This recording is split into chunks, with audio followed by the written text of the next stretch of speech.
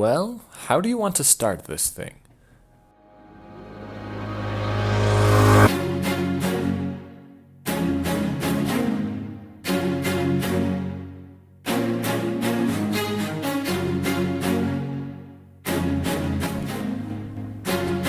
Well, welcome to Drydock Talk with the two space guys. My name is Matt, and My name is Nathan, and this is some extremely unnecessary but mildly interesting commentary on the Space Center by two guys who questionably know what they're talking about. you know what? We're just doing this just because we think it's cool, right? Basically. Yeah. All right. Like, cool. I've sold my soul to the Space Center concept already, so might as well take it one step I think further. we all have, yeah. So we're just gonna provide some, like you said, unnecessary commentary on What the we Space all Center. immerse our lives in. Yeah, absolutely. Cool. So Figured to start, we might as well explain what the Space Center is as best we can. We might have some listeners that have no idea, or that are family members of people that have the Space Center, or yeah, just like random people who decide that they want to listen to us. random people you know? lost in internet land that want to hear from two space groupies. And That's cool. That's cool. so Matt, let me ask you here. You've Yes. done college applications, you've done job applications. Yes. How do you describe and explain the Space Center? So the way I like to describe the Space Center, not only like you said on just applications, but mostly on to other people, I ask them this. You know, it's kind of like, you've seen Star Trek, right? Yeah. Yeah. Okay, so little you've bit. seen you know how like Captain Kirk or like Jean-Luc Picard is like on the bridge of their starship or the Enterprise or whatever. Yeah, You sure. know? Yeah. So imagine building that bridge, like that set of the starship in real life. And then we put in the computers, we put in the lights, the sounds, the huge main view screen and everything. And then you can go with a group of friends and go and fly a mission for 2.5 hours or 5 hours if you're really into that. And you can just go and fly and do that. Wow. Yeah. That's a pretty good way to explain So it. that's how I explain it. How do you typically explain it to people? Well, it depends on the person, obviously. If Mhm. it's kind of some weird stranger, I say, it's a long story, or it's really complicated. I don't know how to do that. But most of the time, I say, well, the Space Center is an institution not unlike it's an educational institution, is what I Okay. normally say. Mhm. We're a non-profit, or at least at the Krista McCall Space Education Center, dedicated on providing experiential learning. Mhm. We work a lot like those leadership camps, at like those scouting events that you may have done when you were younger, Yeah. to teach people and give them Boy Scouts and experiences. stuff. Yeah, Boy Scouts, Yeah. to give you experiences to learn different things, whether that's social studies, sciences, teamwork, communication, leadership. And we do that through the use of futuristic spaceship simulators. That's pretty cool. And either by that point, people have totally lost interest or completely walked away. But that's what I put on my applications for things. You know, hey, that's actually a really good way to explain on applications. So for those young listeners who want to explain the Space Center to future employers, if you ever happen to get away from the Space Center, or just college applications, 'cause- Not likely. yeah. For the Space Center part, we hope you all go to college. That's where most of this came from. So let's talk a little bit about ourselves. And by talking about ourselves, Okay. we're going to do that by talking to the other person. Sounds good. So, Matt, Yes. first off, who are you? My name is Matt, and I actually go to BYU right now. I'm studying electrical or computer engineering. It's basically the same thing. Some might argue that it's not. But I am really interested in computers and programming and just electronics in general. Okay, so you're the tech guy here. Yeah, you can say that. All right. How did you get involved first with the Space Center? So that's actually a really interesting thing because it's quite a story. I, like most people, went to the Space Center when I was in 6th grade. I went on to the Voyager. I was actually the engineer on the Voyager for my school flight. And we flew Cry in the Dark, for those of you who know what that is. But I thought I was awesome because I saved the day, because at the very last moment I put those dilithium crystals on overload, giving us 100 points more of power, and I was like, dude, I totally saved the day because I gave left and right wing more power so we could warp out of here. And you were hooked ever since. Yeah. And so I actually started, and this is probably a topic for a later episode, but with a group of friends of mine, we made our own little space center in the basement of my friend's house, and it was kind of cool. But how I started with the Christa McAuliffe Space Education Center, or CMSEC, was through Alex Anderson, actually. I'm sure we'll talk to him sometime in the future. Oh, we certainly will. But he was the one who...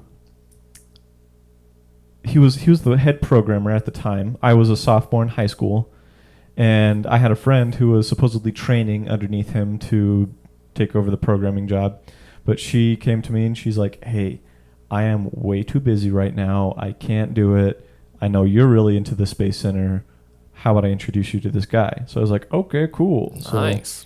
And she introduced Alex and I, and Alex was like, "So, here you want to work at the Space Center?" I was like, "Yeah, that'd be cool." And so he actually took me under his wing and taught me how to program in Revolution at the time. And I started volunteering, getting in the missions, acting, things like that. And I've just been there ever since. That was about, 2010. Wow. Was when I first started, late 2010. Interesting. Yeah.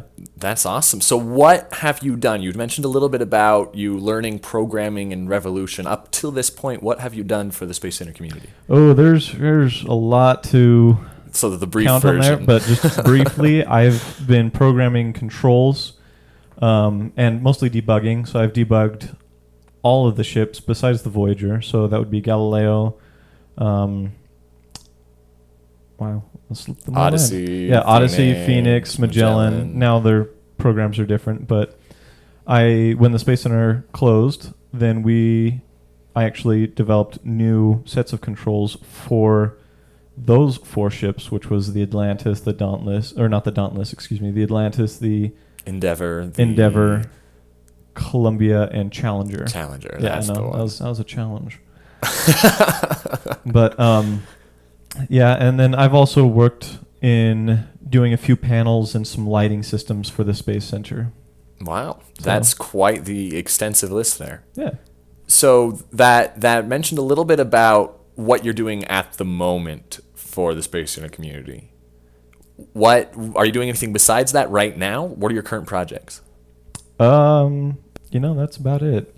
Just programming, doing panels, Everything, just chilling. I've seen you hanging around a couple times. Shooting the breeze about the Space Center, just... Oh, yeah. What stuff kind of like that. weirdo would do that? I know. I don't know. So probably some space groupies. Speaking of like space groupies and shooting the breeze about the Space Center, why are you now shooting the breeze about the Space Center, doing this podcast? I think it's very important to get the Space Center concept out and to be able to really get the opinions out in a non-biased manner and to actually help spread the Space Center concept more. I think I'm hoping at least that the podcast will pick up other listeners other than just the Space Center group or the Space Center. What do we call them? Space Center participants. Community. That's what it is. The Space Center community. We're going to coin that phrase right now. So the Space Center community, I would hope that would listen to this and also more, other listeners throughout, and that they kind of get interested and like to contribute a little bit. So. Wow. Yeah. So you want the concept to spread. Yes. Could you elaborate on that a little bit? Where do you see the future for the Space Center? I think the Space Center is a novel concept, obviously, and I think it's something that for me, and I hope to talk to others about this, and we'll see what impact it has had on your life. But for me, it's had a huge impact on my life. Like I said, I'm interested in electrical engineering and programming and computer engineering, all that stuff now, because I started in the Space Center in 10th grade. And I was able to express myself and freely see how I can make a difference in the world, even if it's just like for a few kids, but also like make really cool things, like make the simulators light up or everything else like that. So, would you say that is your favorite part of the Space Center experience as a whole, or? Yeah, I like making things work. I like seeing the crews go in and wow, as I step into the simulator, and I also like to make the flight directors and supervisors that run those missions feel really good and to have successful missions in every single one that they do. So I strive to make the technology better for them as well. Wow. So you said you started in 2010. Yes. Right now we're in 2017. Mm-hmm. So it's been 7 years. 7 years. Well, -2. I took a small break and took a trip to Mexico, but it's been about 7 years. Wow. That's really abnormal for people our age, if I do say so. Would you say that we joked at the beginning about, getting sucked in and never getting back out, Mm-hmm. but why have you chosen to stay around? That's a really good question, actually. Because we all know the Space Center, at least at the time being, is not the most lucrative. Oh, absolutely trades. not. Yeah, most of the stuff I do is just volunteer work and, Wow. But I choose to stick around because I've made really, really good friends at the Space Center. Others that, thanks. I know. Alex Anderson, I've mentioned him. Mm-hmm. Very, very good friends there, and I enjoy spending time with them. And like I said, making a difference in kids' lives is huge. And short from teaching, I think this is probably one of the best ways that I can do that. Wow. So There you have it. yeah. So you mentioned that you've made lots of friends at the Space Center. Mm-hmm. You have friends outside of the Space Center community, right? Oh, yeah, of course. Okay. Yeah. What do they think about your involvement at the Space Center? Oh, they think it's cool. They're just like, oh, yeah, you still work at the Space Center? Oh, yeah, that's cool. For those who know about it. Mm-hmm. But for other friends that have never been to the Space Center, they're like, oh, what's that? So then I have to explain it and be like, oh, yeah, so it's like this. And they're like, oh, that's cool. Wow. Wow. So in your family, how do they see you being there forever and ever and ever? I don't know. Certainly my parents wanted me to get another job, which I have another job, but that allows me to, in my free time, be able to work at the Space Center and to do some stuff there. So they're just kind of like, oh, yeah, he works at the Space Center. It's cool. Just kind of the same thing. Nice. So How has working at the Space Center changed you? I mentioned the career choice, like I said. Mhm.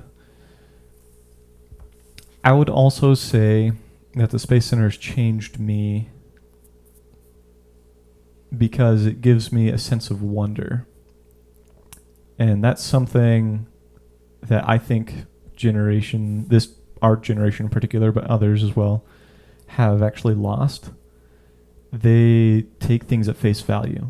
They take things and see the world for the calamities or for the terribleness or just, it's all work or whatever. But I think that wonder is something that it's helped me see, and, like just beyond the stars is such a curiosity for me. Like, what is out there? What could be out there? And that's something that the Space Center can provide, is some imagination and some ability to just have fun, like I said. So Wow. I would say the Space Center's changed me by giving me a sense of wonder and helped me see how I can more creatively work in my own life and other endeavors in my life. That's almost poetic. Thank you. Thank you. I'm out of questions for you right now. Okay. As this series goes on, we'll learn a whole lot more than any of us wanted to at the I'm get-go about sure. you, Matt. But Cool. So, let's start out with that first question. How did you first hear about the Space Center, and how did you get involved in it? I remember that I was in 5th grade, carpooling out of town to the elementary school I attended. And a couple of the other kids in the car were talking about when their older siblings went to the Space Center. Oh.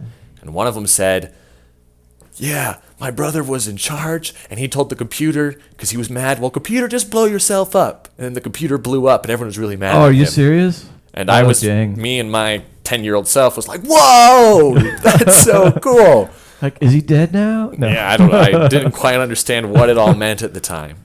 That year, we got to go to the Space Center. I was the science officer. For those On what of you ship? on the Voyager. Okay. For those of you who know what science officer on the Voyager for the mission Supernova entails, you get to stare at the screen and watch the number go up. Oh. And then you get to tell everyone when the number went up. And I was like, I have the coolest job. ever. So I was up there screaming like, guys, the star's about to explode. Oh my goodness gracious. And that added to the normal chaos that happens on day flights, as I now know. Yep. And I loved it, even though I had the lamest job ever. No offense to anyone who's particularly attached to the science job. So that was really what got me introduced to the concepts itself. I started volunteering because of a good friend, Logan Hewlick, actually. Oh, really? We were in 8th grade, way back in 2010, and he and another kid, Jordan Smith, were talking about it. They were talking about what they were doing. No, I take that back. Jordan wasn't yet talking about it. Logan was just telling us about his volunteering experience, how much fun it was. And I said, I want to try that. So I went, I tried that, and then Logan and I were both talking at lunch about how awesome volunteering at the Space Center was, and that got Jordan Smith involved. Okay. Yeah. So you three compadres. We did. There. We did. And I might say that Jordan Smith got his older brother James Smith involved, and that's really? how James Smith met Christine Grosland. And therefore, indirectly, for those of you who don't know them, I am the reason why, well, really, Logan Hewlick is the reason why James and Christine met and are now married. So good things happen when you bring friends to the Space Center, guys. So Space Center changes people. It really does. Wow. That's amazing. So what is your fondest memory of the Space Center so far? My fondest memory would probably be flying Silhouette as a 12-hour mission right after the CMSCC reopened. I was there with all of my favorite people. We were doing a very, very passionate, emotionally involved mission, at least for me in my experience. And together we put together something beautiful. I remember one moment where the crew itself was having a civil war just because of the context of the different actors in the mission, and it all came together, and I still tell the stories of exactly what went down in that mission to this day, because it was just this perfect storm of all of the wonderful elements that are the Space Center. And why did that have such an impact on you? I feel that because I felt something. I was an actor. I knew exactly everything that was going on. I know the next story point. I know what the choices probably should be, or whatever the case is. But I felt involved, and I felt like I was a part of something that was deep. Not just a mission or a flight, but a meaningful flight with meaningful people that says things to change lives for everybody involved. That's amazing. That's really cool. So backing up a little bit, what is Silhouette about? Just for those who may not know. Ooh, without giving any spoilers. Briefing, yeah, without spoilers. Silhouette is a mission. Okay. I believe it was written by Bracken Funk, but I may be completely wrong. And if that's the case, please don't hate me, Internet and world, Space Center community. About well, if it's not right, then go ahead and drop us a line and let us know. Yes, that'd be wonderful. We'd love feedback. It's a mission about a president of another country coming up to us, the Federation, our country, and asking for help to deal with a terrorist and this incredibly complicated terrorist situation. And the plot goes unfolding, and the crew has to make some pretty intense decisions. It's beautiful. About helping them dealing with get the over whole it. situation all along the line. It's a beautiful mission, in my opinion. Interesting. Is it still flown today? I'm not sure. Not nearly as much as it was way back when. It started out as a 5-hour. We adapted it for a 12-hour flight. Wow. Which is where this all happened. And I believe it's flown once in a blue moon right now. We'll see what the future holds. Yeah. So for those listening or interested, go ahead and request that at the Space Center. The next time you go on a the Magellan Christopher McCall 5-hour. Space Center. Yep, the Magellan. Mm-hmm. Nice. Cool. So you've mentioned that you do, or did at least, a little bit of acting at the Space Center. What do you do now? Do you still do the acting? Yes. Right now, I am a flight director. Okay, what is that? At the CMSCC. I'm in charge of running the simulator. There are all of the different flips, switches, buttons, dials, cables, computers, keyboards, terrible disaster zones that are our behind-the-scenes control rooms. Uh-huh. And using those, I operate the lights, the sound, the music, the story, the narration, the narrative, the situation, all of it through this technical acting mix that comes together. That terrible blob of words I just threw out is basically flight directing. So if I like summarize that, you basically act. You're like the actor and the storyteller and or narrator and the techies all in the play At the same time. Yep. That is a beautiful way to say that. Wow. That's impressive. Yeah, it's not something that is learned very quickly. Anyone who's flight directed knows that there's definitely a learning curve to it. Yeah. But it's so much fun. It's always a highlight of my week whenever I get to go fly at the Space Center. Right now, I've flown in the past the Galileo, the Phoenix, the Odyssey, the Magellan. As of this very second in time, I'm mostly flying just the Magellan and the Galileo. But Okay. I'm all over the place, working on all the different simulators at the CMSEC. Wow. So you're quite the diverse flight director. By the boss's decision, not my own, but yeah. Because most flight directors usually fly just like one, maybe two ships, right? Mm-hmm. Then- That's what the trend has been in the past, at Yeah. least. And I guess right now you are typically flying just those two, but Mhm. yeah, that makes sense. Cool. So I'll go ahead and ask you a question that you asked me. Mm-hmm. Why do you continue to work at the Space Center? Because I think that I would absolutely die working in fast food or telemarketing or something else. It's like a drug. Once you get in, there's no going back. At But least it's a good in drug. my case. It's a good drug, yes, absolutely. It's like exercise. Once you start, like, this is great, and then you get tired, and then you have to stop a little bit. Just kidding. It's I'm still there because I'm still in the area, because I absolutely love it to death. I'm trying to find more ways to get my fingers into other projects and other things all across the board so I can be even more involved. It's just the epitome of everything that I love to do. So is that why you're doing this podcast? So you can get your fingers in as much? You could say that, I guess. I love talking about the Space Center. I love having serious conversations about it. And the real reason why I want to do this podcast is because I honestly would describe the Space Center experience as an art form. Over my now 7-ish years of experience dealing with it all, I've seen lots of different flight styles or different ways people run these things, lots of different things that people pull out of it.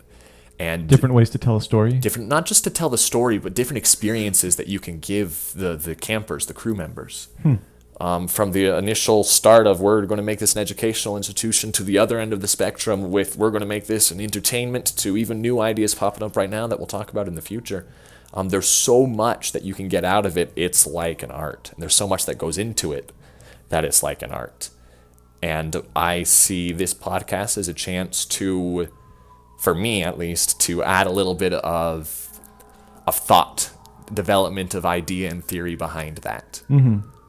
So it's not just, people do what they want, but we're making conscious decisions about what we do and how we do it. And kind of like documenting it a little bit, but getting the real people behind the Space Center. Exactly. Like how they do it. Okay, That's cool. I was going to ask if the police sirens came through, if you could hear them. I'm not sure. Okay. We'll have to see what Cool. comes out in That's post. totally fine. So what are some of your personal goals in relation to the Space Center? I want to see the Space Center become as awesome as we all want it to become. And again, that ties back into why I want to do this podcast. That's going to require this back and forth, this discussion of ideas, this developmental process. There's so much potential in this concept of the Space Center. It does something that no other medium does. We're not movies. We're not video games. We're not even VR. We're something entirely different. And there's so much untapped potential that we can do with this wonderful Space Center concept that I want to see that potential reached. So where do you see the Space Center in 5 to 10 years? Wow. Not just like the Chris McAuliffe Space Center. For those who don't know, it's currently on the plans to be rebuilt. Woohoo! Yeah, no, it's great. But just the whole Space Center concept, or the Voyager concept, as some like to say. Where do you see that going? Or where do you hope to see it go, I should say? Part of the thought of expansion, if I'm completely honest, of this growing, spreading concept, like you mentioned before, scares me. Really? Yes, in all honesty. I don't talk about it a lot, but it scares me. Because I see something that's like my precious, like Gollum from Lord of the Rings, and I see the dark hands of bureaucracy and the dark hands of these massive corporations or these impersonal Capitalism. things, whatever you want to call it. The technicalities and the big business and whatever getting in the way of what makes the Space Center great in the first place. Yeah. Just that personality, that wonderful magic that comes. But that being said, to use a crazy example, Disney does a good job at trying to maintain the magic while handling the corporate craziness, them owning every piece of intellectual property on the globe, whatever the case may be. Yeah, that's very true. So ideally, in a perfect world, the Space Center becomes like Disney. Something that reaches all over the place, but yet maintains that little spark of magic that caught us all in its grasp when we were kids, and we've been watching every Disney movie ever since. So Space Center similar to that, you'd say? Yeah. That's kind of Why like, not? I guess, is that where you hope to see it goes, kind of like a Disney type concept where... Saying it like It's that like- makes me recoil a little bit, but... Well, making it like, you could say a common household name, because most everybody knows, even in other countries, most everybody knows about the Space Center, or about Disney, excuse me. Mm-hmm. So making it a household name, making the Space Center something that everybody around the globe knows. Is that what you'd like to see it as? I'd have to think on that more, Mm-hmm. exactly. But I like the idea of the magic being spread all over the place. Yeah. Without the red tape. Yeah, exactly. That makes sense. So I guess my next question was for you was what makes a Space Center great, but I guess you've already answered that, just saying the magic and the wonder and It makes you dream. yeah, It makes you think. It makes you tell those stories over and over and over again. it's true. I've talked to people who, went to the Space Center 10 years ago and they're still like, "Oh yeah, I remember it and it was like so cool." And it's like, yeah, people remember this. All of the time we have parents come in bringing their 10, 12-year-old birthday parties, and they're like, yeah, I came back to the Space Center way back when old Victor Williamson was running it. And we're like, whoa, that actually wasn't terribly long ago, but judging by your age, that was quite a while ago. It's this, it reaches through generations, and I hope it reaches for generations to come. That's cool. So we've basically answered all the questions, but I'd like to ask you a question that you asked me that I didn't actually ask you at the beginning. Who are you? Who am I? Yeah, who are you? Who are you, Nathan? Now that I've rambled on about myself for quite some time, my name is Nathan Young. I'll just throw my last name out there for the Okay, whole world to feel have free. too. Why not? If this is going down, you're going down with me, Matt, or in this case, I'm going down with you. I am currently trying to bust into the media arts program at BYU, the evolution of the film major. Looking back on it now, I guess that's because it's something really close to what we do at the Space Center in some way, or at least transferable skills. I am a student at BYU. I am a film and art and book and play theater fanatic Ooh. of all kinds, which is what I hope will give at least a little different flavor to this technical podcast we're doing here. Dryness of engineering. Oh, and all absolutely. that, Computer science, that just makes Yeah. me gag. So great, yo. hopefully my natural artistic bases will provide an interesting contrast with your more grounded in reality views of things. Yeah, I look forward to talking about how the Space Center actually works, the functionality, how flight directors, their tools to tell the stories. And I'm looking forward to hear from you more about how the flight directors tell their stories or the different methods like you've already mentioned. I'm excited to learn a lot about the capabilities of what we have. So much of what I've seen has been like, oh, we do this because that's the way we do it. Mm-hmm. But just before we even started recording, here you were, Matt. So I'm like, hey, check this cool thing out. Here's another way cool thing. And the wonders of technology and our access to it are growing continually. Oh, yeah. And I'm excited to know what more we can do, what else we can spin to make this concept even more incredible. I hope so too.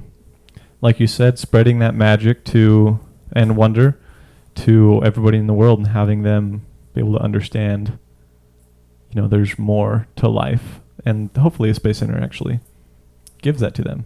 Absolutely. Cool. So with all of that as a wonderful segue, let's wrap this episode up by giving a little preview to what we'll be talking about in this podcast. Why should people come back and listen? Okay. So we've already said that, I'm the technical guy and Nathan is the more artistic fellow. So hopefully we're going to be talking about to individual people about their experiences and stories at the Space Center. Hopefully we'll be talking about some of the missions, the notable ones. We've already mentioned Silhouette, Cry in the Dark, Supernova, and we may even talk about some new ones that are coming up for the summer.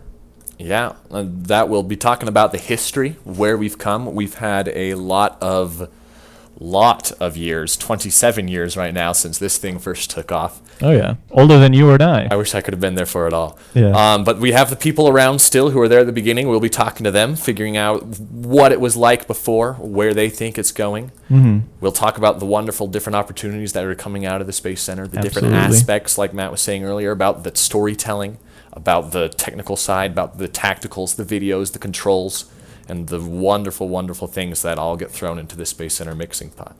Hopefully what the future entails for the Space Center. We'll try to do some spotlights on the different companies and groups of people involved in the Space Center concept. It's not just the Kristen McCall Space Education Center anymore. It's already growing. There's already a lot of people on board. Oh, yeah. So we're going to get down into the details, figure out who these people are, what they're about, to raise awareness and help us all see the awesome things everyone else is doing. And they're all doing different things too. It's not just like the school flights or the entertainment flights like we've already talked about, but they're doing other things with business and even research on that. Wow. Yeah. Yeah, I'm excited. And, well, basically, folks, what you're going to get are two dudes giving you extremely unnecessary but hopefully mildly interesting commentary on the thing we're all stuck way, way far in already. So The Space Center.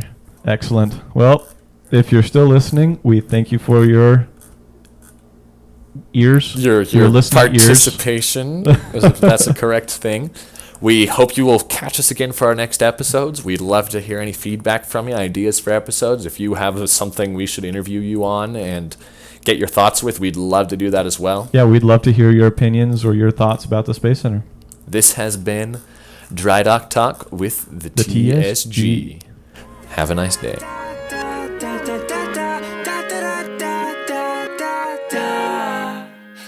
da da